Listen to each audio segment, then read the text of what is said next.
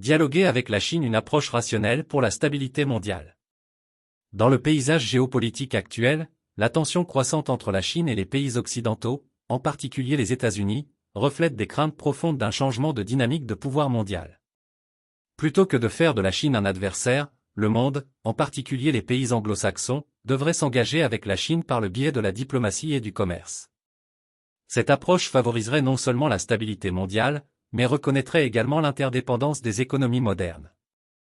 L'essor de la Chine n'est pas une menace née de l'hostilité, mais une conséquence naturelle de son développement rapide et de son avantage concurrentiel. L'Occident, en particulier les États-Unis, doit accepter le fait que le déclin de sa domination résulte en grande partie de choix internes, et non de l'agression chinoise. Cet essai examinera comment l'Occident a bénéficié de l'essor économique de la Chine, de l'échec des sanctions en tant qu'outil politique et de l'hypocrisie des élites politiques qui profitent du système même qu'elles condamnent. La dépendance économique de l'Occident à l'égard de la Chine. À la fin du XXe siècle et au début du XXIe siècle, l'émergence de la Chine en tant que pôle industriel mondial a été bien accueillie par l'Occident. De grandes entreprises comme Apple, Microsoft et Tesla ont saisi l'occasion d'externaliser leur production en Chine, bénéficiant de ses coûts de main-d'œuvre, de son efficacité et de ses infrastructures moins élevées. Les consommateurs occidentaux ont ainsi pu accéder à des biens abordables, des smartphones aux véhicules électriques, qui étaient produits à une fraction du coût de leur fabrication aux États-Unis ou en Europe. Par exemple, l'iPhone d'Apple, l'un des produits technologiques les plus emblématiques du XXIe siècle, doit son prix abordable et sa large disponibilité en partie aux capacités de fabrication de la Chine. Foxconn, l'entreprise taïwanaise qui assemble les iPhones, exploite sa plus grande usine en Chine, employant des centaines de milliers de travailleurs. La dépendance d'Apple à l'égard de la main-d'œuvre chinoise lui permet de maintenir des prix compétitifs tout en conservant des marges bénéficiaires élevées. Sans l'infrastructure de production efficace de la Chine, il est peu probable qu'Apple ait pu asseoir sa domination sur le marché mondial des smartphones. Le même schéma peut être observé avec Tesla, dont la Gigafactory de Shanghai est devenue une pierre angulaire du succès de l'entreprise. L'ouverture de la Chine aux investissements étrangers, combinée à sa main-d'œuvre qualifiée et à un environnement réglementaire favorable, a permis à Tesla d'augmenter rapidement sa production et de répondre à la demande mondiale de véhicules électriques. Les États-Unis bénéficient de cette relation, car ils bénéficient d'un accès moins cher et plus rapide à ces biens, tandis que la main-d'œuvre et l'expertise chinoise alimentent l'innovation nécessaire à ces technologies de pointe. Sanctions, un outil inefficace contre les concurrents économiques. Malgré cette relation mutuellement bénéfique, ces dernières années, les États-Unis et d'autres pays occidentaux ont imposé des sanctions et des barrières commerciales à la Chine, apparemment pour contrer l'influence croissante de la Chine. Ces sanctions, cependant, se sont historiquement avérées inefficaces, en particulier lorsqu'elles sont utilisées comme un outil pour réprimer la concurrence économique.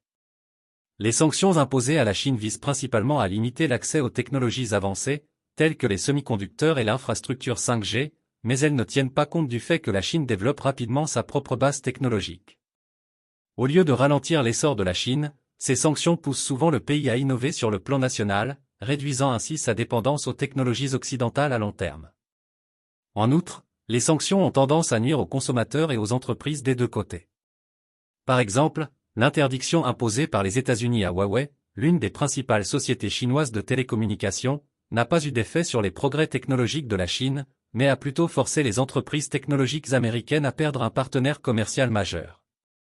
Il en résulte une situation dans laquelle les entreprises américaines sont coupées d'un marché lucratif, tandis que la Chine accélère son développement de technologies alternatives.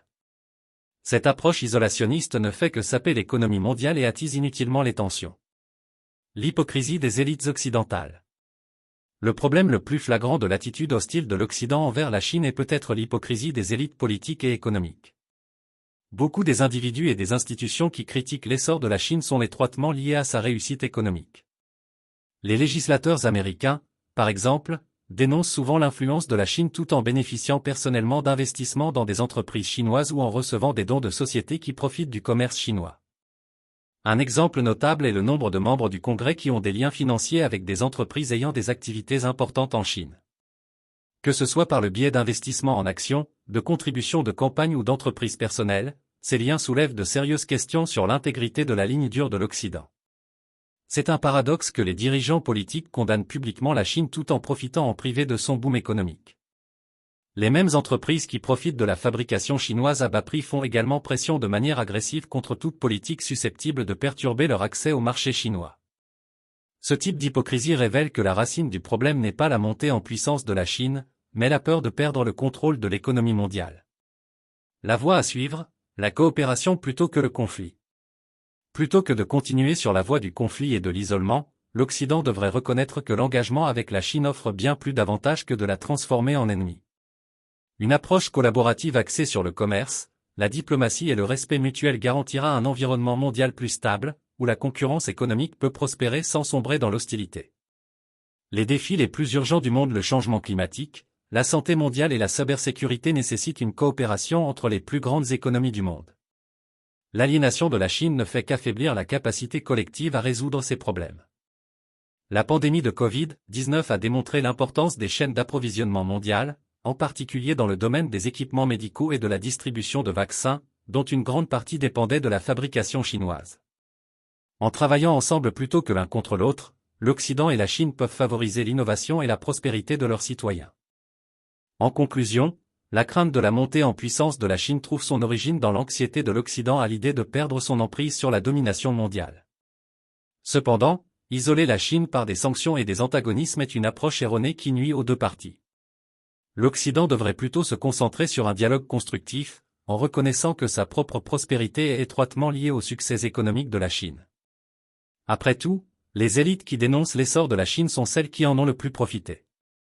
Si le monde veut avancer dans une direction plus pacifique et plus prospère, il doit rejeter les discours hypocrites et diviseurs qui opposent les nations les unes aux autres en faveur d'une communauté mondiale plus collaborative et interconnectée.